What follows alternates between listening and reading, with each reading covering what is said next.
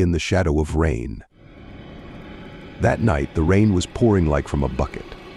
The whole room was filled with the sound of raindrops drumming against the window, creating an illusion of safety.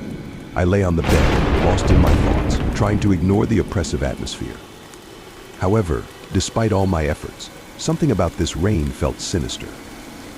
A knock, hollow and distinct, it came from the window. I froze, listening, trying to convince myself it was just a branch hitting the glass.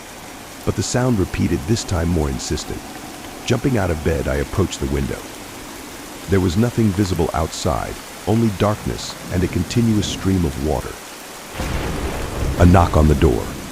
A chill ran down my spine as I turned my head and looked at the entrance. Hesitating, I took a few steps and stopped, unsure whether to open it. The sound repeated, urging me to act faster. When I opened the door, there was no one there. A small gust of wind hit my face, and I tasted metal on my lips. My heart was pounding, and an undefined fear spread through my chest. Suddenly, the knocks started coming from downstairs, from the depths of the house. Swallowing hard, I went down, each step feeling the cold fear tightening its icy grip on me. Reaching the first floor, I froze in place. In front of me stood something I had never seen before, but often read about in the scariest books. It was a monster, large and massive. It towered over me, its body covered in thick, wet hair that glistened in the light of the lightning penetrating through the windows. Its eyes glowed red like two coals, burning with their gaze. I tried to remember every detail of this creature, but my mind couldn't handle the volume of horror. Suddenly, it stepped forward, and I felt its clawed hand grab me. I screamed, but the sound of my voice was drowned out by the noise of the rain. My body was paralyzed with fear, and I couldn't move. The monster slowly leaned towards me, and I felt its breath hot and foul-smelling.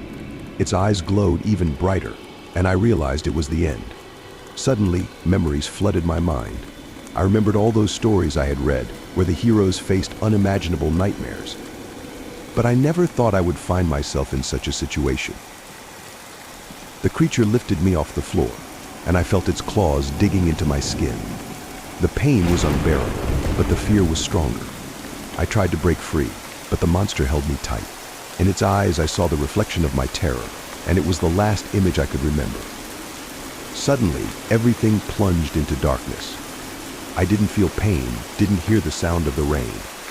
I was surrounded by emptiness, and I didn't know how much time had passed. When I opened my eyes, I was back in my bed. The rain continued to pour outside the window, but this time the sound seemed calm and soothing. I looked around, but saw no traces of the monster. Was it just a dream? A vision caused by my fatigue and nervous tension? Or did something really come to me that night, leaving only memories of itself? I will never know the truth, but since then I can no longer sleep peacefully on rainy nights. The sound of raindrops drumming against the glass will always remind me that something lurks in the darkness, something better left unseen.